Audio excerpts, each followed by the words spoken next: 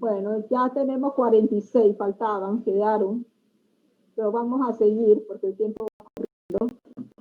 Indicamos que estos marbetes auxiliares nos servían también para utilizar correctamente el medicamento. Ejemplo de marbetes auxiliares, por ejemplo, cuando se le coloca, si se trata de una suspensión o una emulsión, se le coloca agítese antes de usar, un pequeño rótulo que dice agítese antes de usar, ese es un marbete auxiliar.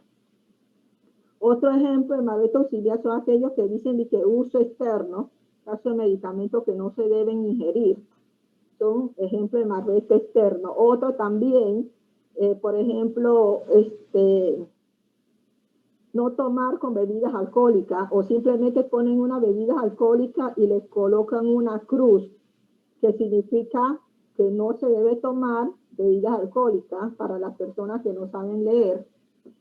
Entonces, es importante el marbete. Aquí nosotros vamos en el curso también, en el taller que vamos a hacer sobre la receta, ustedes van a diseñar marbetes, únicamente marbetes para cumplir lo que nosotros, lo que indica el taller. Entonces, ustedes van a investigar toda la información que se le debe colocar a un marbete, el nombre del paciente, bueno, se lo voy a decir aquí, nosotros vamos con lo mínimo, nombre del paciente, cómo debe tomar el medicamento, las iniciales de la persona que escribió el marbete, que rotuló el marbete, también la fecha de expiración del medicamento, así como también la fecha en la cual se dispensa el medicamento. Otro dato que debe aparecer en el marbete también es el número de receta o un número de control. Ese número de control, al momento de procesar la orden médica, supongamos que esta es mi orden médica, supongamos, yo estoy en la farmacia, yo lo proceso, yo pongo aquí, por ejemplo, si voy por un orden numérico, si voy por el 20, coloco el 20 aquí, y ese mismo número yo lo ubico en el marbete, pongo aquí mi 20. Si yo fuera por el número 50, yo coloco acá 50, medicamentos 50, y coloco en el marbete 50. Entonces, ¿qué es lo que me permite esa numeración? Tener un control en caso de que yo necesite ubicar la receta, yo con el marbete, yo busco el número que dice, el número de control interno que me dice, por ejemplo, 50 o 20, lo busco las recetas de ese día y ubico rápidamente la número 20 o la 50. Entonces, esos son datitos que cada farmacia tiene su manera de llevarla. Igual el diseño de los marbetes, cada farmacia tiene su manera peculiar de hacerlo. Lo importante aquí para mí es que tenga la información que debe contener. Aquí únicamente le presentamos ciertas recomendaciones para la transición del marbete. Esto se le va a evaluar a ustedes porque vamos a tener un taller de recetas, vamos a tener 2 talleres de recetas. Las instrucciones se deben escribir en forma clara y concisa, utilizar términos que comprenda el público, nada sofisticado. Entre más sencillos, jóvenes, mejor.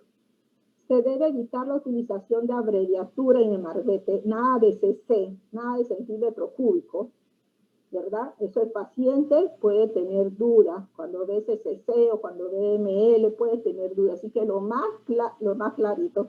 Si un medicamento aparece con ML, únicamente nosotros lo llevamos lo convertimos a una unidad que el paciente pueda utilizar fácilmente para su administración. Las instrucciones de uso deben redactarse en forma completa.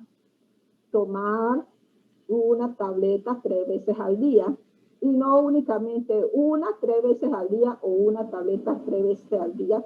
O sea, se trata de ser lo más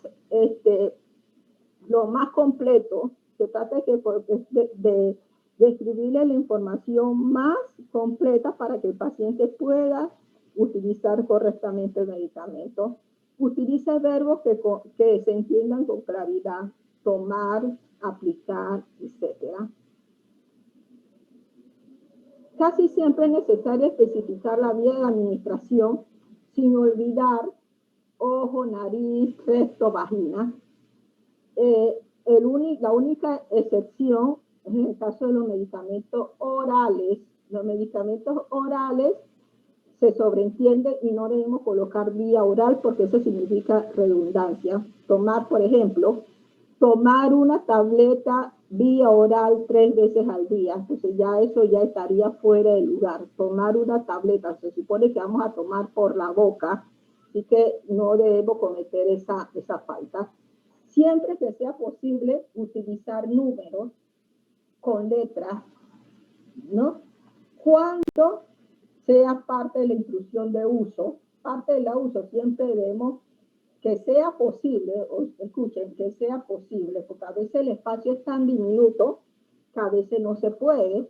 Sin embargo, en los casos donde se pueda, es preferible utilizar letras a números. ¿Por qué? Porque en caso de cualquier accidente, que de repente el marbete en el hogar al paciente si es un medicamento líquido, le caiga líquido, de repente el numerito ahí se le puede ensuciar.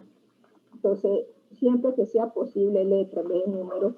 Las instrucciones de uso deben ser tan cercanas como sea posible a la receta. Entonces, pero el farmacéutico le puede aclarar al paciente siempre que no cambie el sentido de lo que el médico desea. Evítese instrucciones vagas como tome lo que se necesita según la instrucción del médico. Esto no es. ¿Por qué? Porque el paciente de repente, si colocamos este tipo de instrucción, de repente el paciente no tiene buena memoria y no recuerda bien. Entonces, y esto puede dar lugar a que exista un problema de dosificación en el paciente.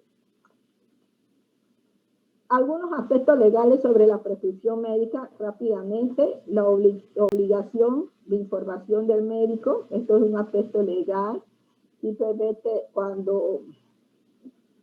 Simplemente existen medicamentos que están inscritos en nombre genérico, nombre común internacional, denominación común internacional. Hay otros medicamentos que se presentan en su nombre comercial. Entonces, dentro de lo posible, el médico debe tratar de prescribir medicamentos, ¿no?, con nombre genérico para facilitar que el paciente, si por motivos económicos no quiere adquirir el medicamento, tener más posibilidad de adquisición del mismo.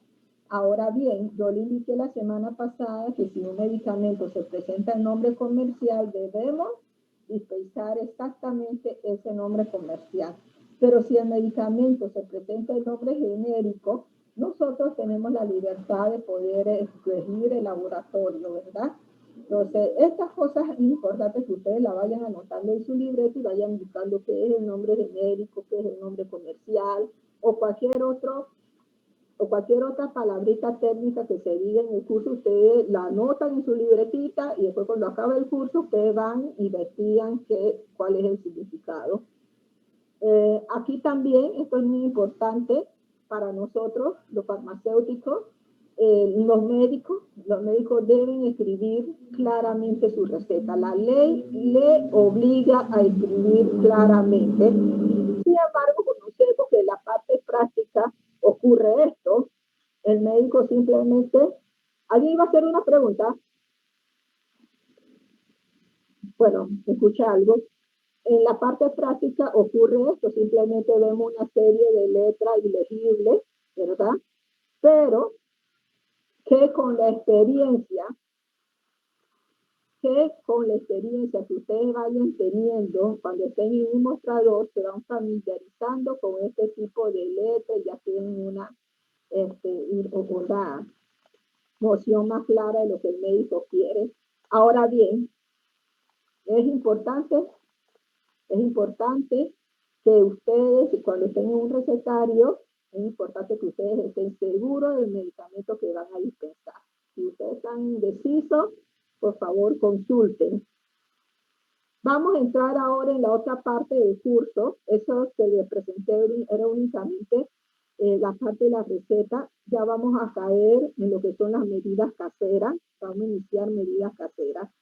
Una de las medidas caseras que se suele utilizar en nuestros hogares para administrarnos los medicamentos es la gota.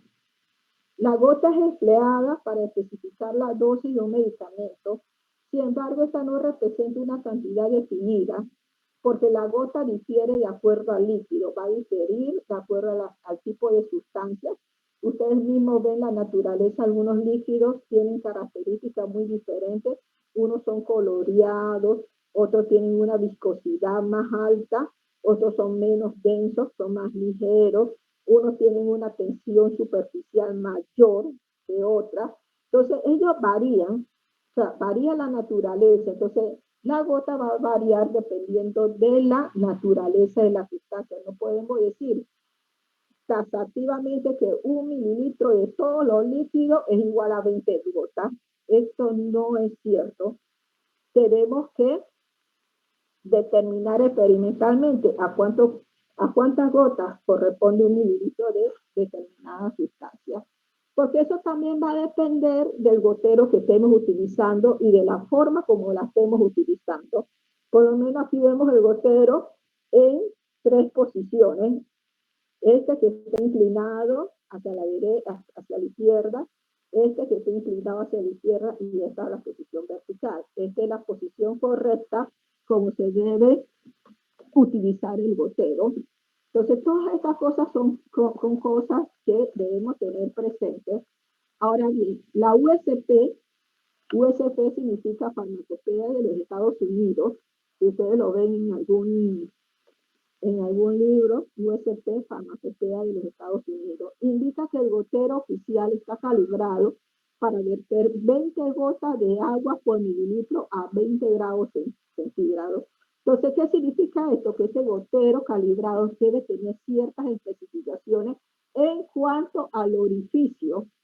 No es lo mismo tener un orificio de más diámetro a uno de menos diámetro. Entonces, por eso, porque como los goteros pueden variar y también puede... Profe, disculpe. ¿Sí? ¿Le escucho? ¿Podría repetir? ¿Sí? ¿Aló? Que si podría repetir lo que era USP, es que no lo escuché bien. Ajá, USP significa Farmacopea de los Estados Unidos. Ahí están las abreviaturas. P de Farmacopea, United, Estados Unidos. ¿Sí? Ajá. Entonces, lo que le estaba diciendo es que los goteros pueden variar. Entonces, por esto que es importante la calibración del gotero. Entonces, para calibrar un gotero, nosotros simplemente debemos contar el número de gotas que hacen un volumen. Por ejemplo, tomamos una probeta de 10 mililitros, determinamos cuántas gotas de esa sustancia hacen los 3 mililitros y vemos que hay mucha diferencia. No es lo mismo contar el número de gotas por mililitro de glicerina que el número de gotas de alcohol por mililitro. Eso va a cambiar. Entonces, eso se conoce como la calibración del gotero, porque precisamente cambian, ¿no? Cambian de acuerdo a la sustancia, puede cambiar el número de gotas de acuerdo a la persona, a la presión que ejerce, ¿no? A la forma como utiliza el gotero, como también puede cambiar el número de gotas dependiendo de la abertura o del orificio del gotero. Entonces, aquí simplemente tenemos los equivalentes entre medidas caseras. ¿Cuáles son las medidas caseras que podemos emplear nosotros en el hogar? Para algunos casos, tenemos la cucharadita, la cucharada, el vaso de vino, la taza de té y el vaso de agua. Seguidamente, en la tercera columna se ilustra los equivalentes del sistema internacional. Así vemos, como hemos visto en la práctica, y ya ustedes lo están desarrollando en los talleres, que cuando se le coloca una cucharadita, ustedes automáticamente van a 5 mililitros. Si le colocamos una cucharada, ya ustedes saben que eso corresponde a 15 mililitros. 2 cucharadas sopera serían 30 mililitros. Un vasito de vino, 60 mililitros. Una taza de té, 120 mililitros. Un vaso de agua, 240 mililitros. Estos son los equivalentes en cuanto a medidas caseras o el sistema internacional. También podemos ver los equivalentes en cuanto al sistema apotecario. Entonces, si son, estamos hablando de volumen, por lo tanto todos van a ser fluidos, porque estamos hablando de un líquido, un volumen, algo que fluye. Entonces, en el caso de la cucharadita, para el equivalente apotecario significa uno, y este símbolo que significa dracma. En el caso de la cucharada, tenemos que serían 3, 1, 2, 3 dracmas. Recuerdan que yo les dije que eso se utilizaba con números romanos. Entonces aquí tendríamos 3 cucharaditas, que serían 15 mililitros. En el caso de las 2 cucharadas soperas, eso es 30 mililitros, que corresponde a 1 onza fluida. O sea, cuando nosotros estemos trabajando con medidas caseras, sí es recomendable redondear el valor a 30 mililitros, ese valor que tenemos de 29,57 cuando trabajamos con medidas caseras. En el caso del vino, tenemos 60 mililitros, equivale a 2 onzas fluidas. En el caso de una taza de té, 120 mililitros, 4 onzas fluidas. En el caso de un vaso de agua, 240 mililitros, 8 onzas fluidas. Ahora bien, este simbolito que yo le dije a ustedes que se llama,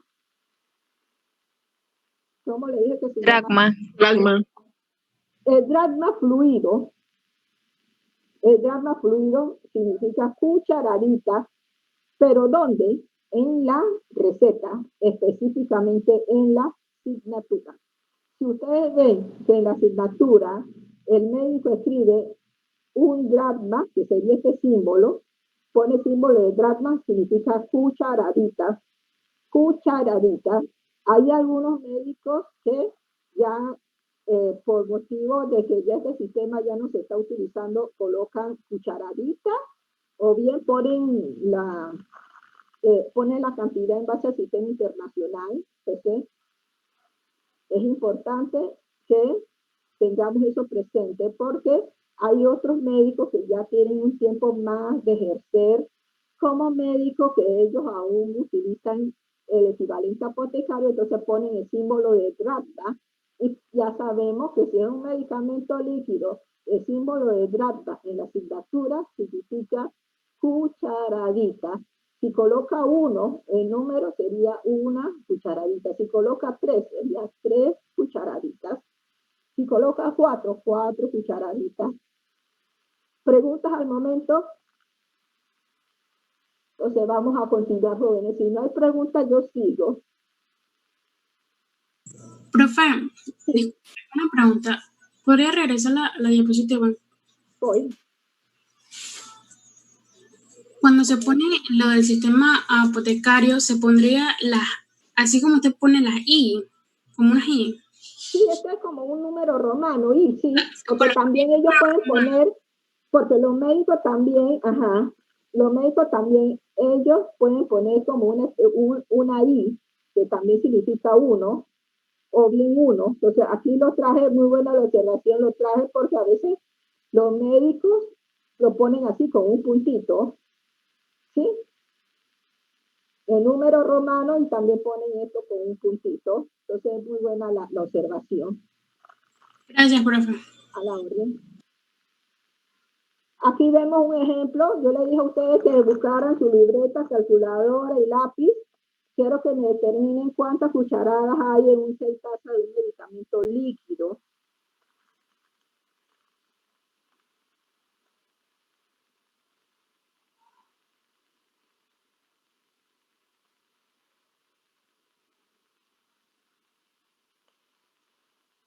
Chicos, ¿están trabajando? Sí, profe. Sí, profe, sí. Sí, profesor. Ajá. Quirós. ¿Quién es Quirós?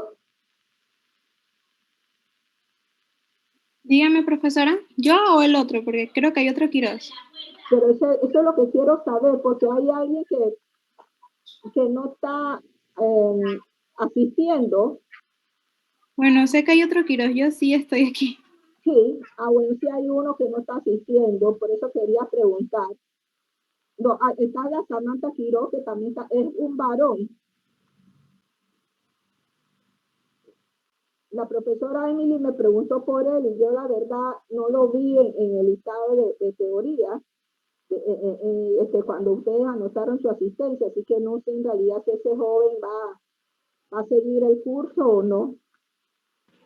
Profesora, el compañero se llama Ferni Quirós. ¿Cómo se llama? Ferni Quirós. ¿A Ferni? Quirós. No, pero aquí yo tengo a alguien que se llama Ferni Quirós. Es uno Profesora, usted estaba preguntando por el muchacho, a Ferni Quirós. ¿Ah? Que usted estaba preguntando, profesora, por el compañero Ferni Quirós. Sí, pero usted sabe si él va a seguir asistiendo. No, profesora. Solamente le estaba diciendo el nombre porque usted estaba preguntando. No, sí, es que necesito saber si él va a seguir en el curso. Ok. Entonces ya, chicos, ya me tienen respuesta. A ver, acuérdense que aquí el tiempo va volando y entonces hay que tratar de aprovecharlo. Bueno. 72. Vamos a ver, 48. 48 cucharadas. Acuérdense, pueden hacerlo por razón y proporción o análisis dimensional. Si lo vemos rápidamente, aquí vemos que una taza, ¿cuántos mililitros tiene?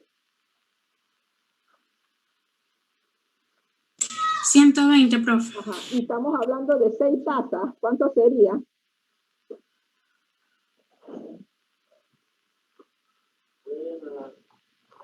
Buena. 320. Ajá. Entonces, una cucharada, ¿cuántos mililitros tiene? 15 mililitros. ¿Cuántas cucharadas hay en 6 tazas? Jóvenes, ¿cuántas cucharadas hay en 6 tazas? 48. 48 cucharadas. ¿Cuánto? 48 cucharadas. 48. Yo di otro valor. Muy bien. Entonces vamos a seguir con el otro ejemplo. Jóvenes, calculadora, libreta y lápiz. ¿Cuántas dosis de una cucharadita hay en medio vaso de un medicamento líquido? Ya se la puse. 24. Vamos a verlo, pues. Sí, da 24, profe. 4, exacto. Entonces, todas estas cositas que se le muestran aquí, ustedes la van practicando. Yo le debo dejar el PPT. Ustedes ya deben leer esto. Recuerden que vamos a comenzar a las 4. Así que cuando comienza la hora de clase que ustedes se reportan, ustedes pueden ir revisando lo que se ha dado anteriormente. Ajá. ¿Qué le pasó, Brian? ¿Qué pasó ahí? ¿Qué hice, profe? No, Ay, pero disculpe. con la línea esa que salió ahí. Ya. Ok. Aquí tenemos otro ejemplo. ¿Cuántas dosis de una onza fluida hay en 4 pintas de un medicamento líquido? Chicos, ¿cuánto?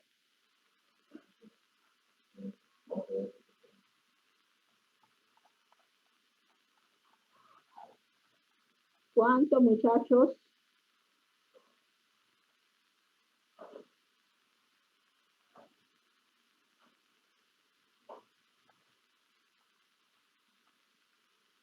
A ver, chicos.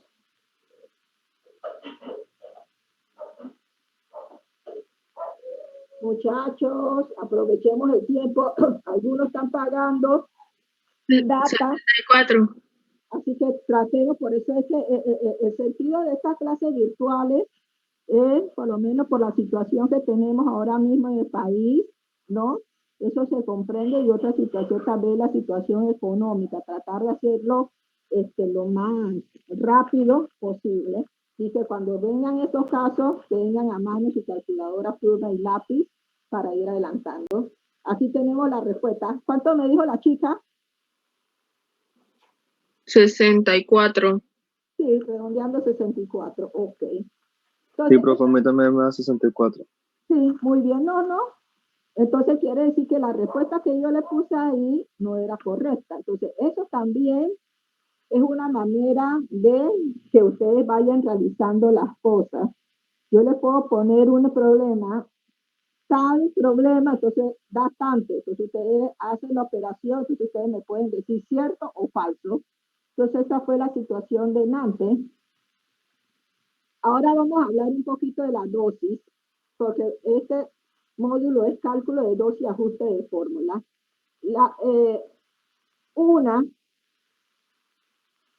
Una función de un farmacéutico es asegurar que los pacientes reciban sus medicamentos en las cantidades adecuadas.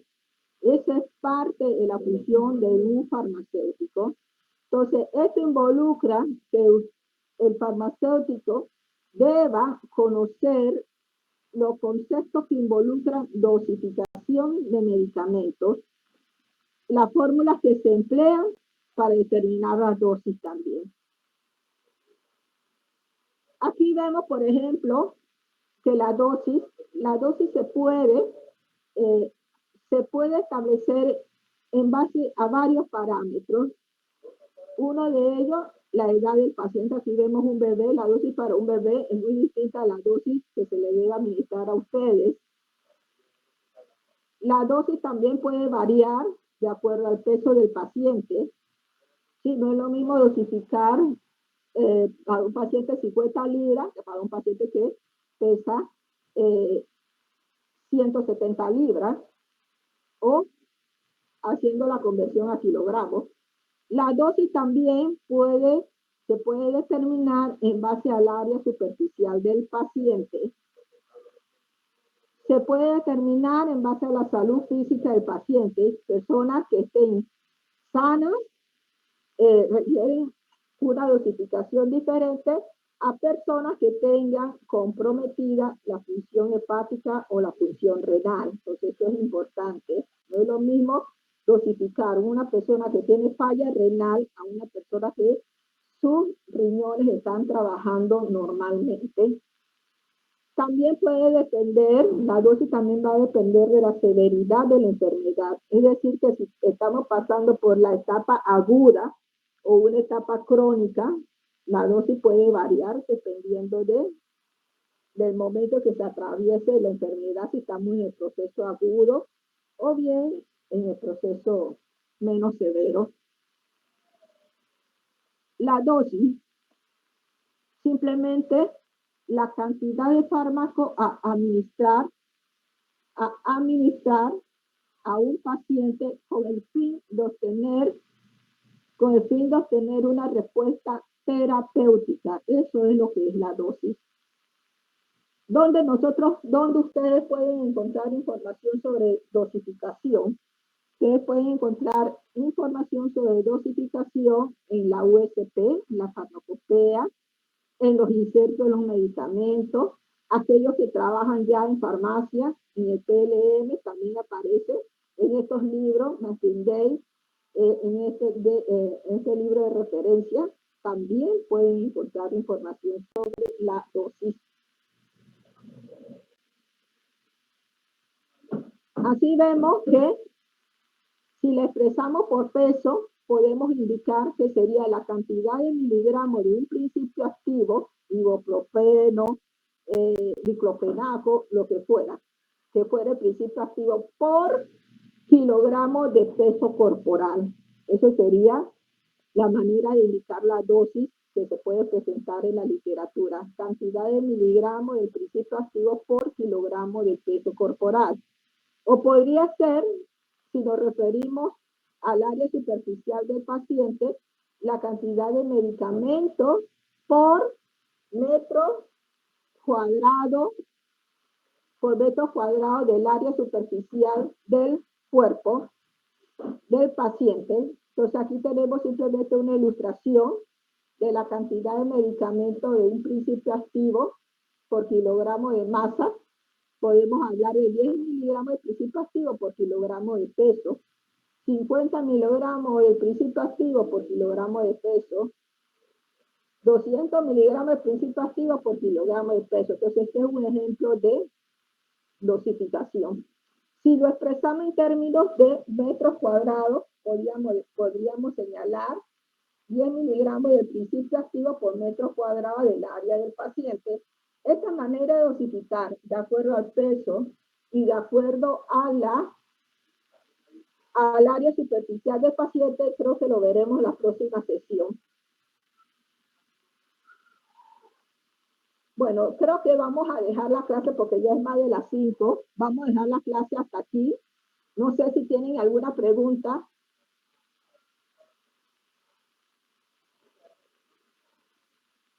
Jóvenes, preguntas. Profe, una pregunta. A ver, Cuando usted se refiere a la palabra genérico, ¿qué hace referencia? genérico, medicamento genérico. ¿Sí? Sí, sí. Ah, bueno, sí. Esa es parte, acuérdense que esa es parte de lo que yo les decía a ustedes que fueran anotando en su libretita. Entonces, ustedes van a hacer algo. Ahora mismo van a buscar, ahora que terminamos, van a buscar qué es un medicamento genérico. ¿Sí? Porque acuérdense Sí, que profe. eso también implica que ustedes investiguen, ¿verdad? Entonces van a investigar qué es un medicamento genérico, qué es un medicamento comercial. Y van a ver el nombre genérico y el nombre comercial. ¿Sí? ¿Alguna otra pregunta? Le profe, gracias. A la orden. Ah, otra cosita que le iba a decir ahora mismo que se da esta situación es que, miren, a veces cuando nosotros, cuando los profesores dan la clase y dicen, por ejemplo, antipirético, entonces ustedes que están bajo esa modalidad, ustedes anoten antipirético y luego busquen qué es un antipirético, ¿sí? De tal manera que puedan, que se pueda aprovechar el mayor, o sea, que se le pueda sacar mayor provecho al curso. Así que todos estos conceptos, términos que ustedes tengan así, ustedes simplemente lo anotan y posteriormente lo investigan. Y recuerden que esas pueden ser preguntas que se pueden evaluar. ¿Algo más? Bueno, si no hay más nada, entonces vamos a dejar la clase hasta hoy. Recuerden jóvenes, cumplir con sus talleres, cumplir con sus asignaciones y asistir puntualmente a los talleres con la profesora Emily, ¿verdad? Cooperen, trabajen todo en grupo. Recuerden que son trabajos en equipo. Si el equipo no trabaja correctamente, el equipo se hunde. Y recuerden también que ustedes tienen el documento compartido. Si ustedes ven que hay algo de documento compartido que deben corregir, ustedes lo deben corregir antes que eso llegue a manos del profesor que lo va a evaluar. Ustedes son 5 por grupo, así que todos deben estar atentos. La nota es para todos los que participan. Entonces, vamos a dejar la clase hasta aquí. Que tengan un buen fin de semana. Bueno, nos vemos en el taller. Así que voy a cerrar sesión. Buenas tardes. Buenas tardes, profe. Saludos. Buenas tardes, profe.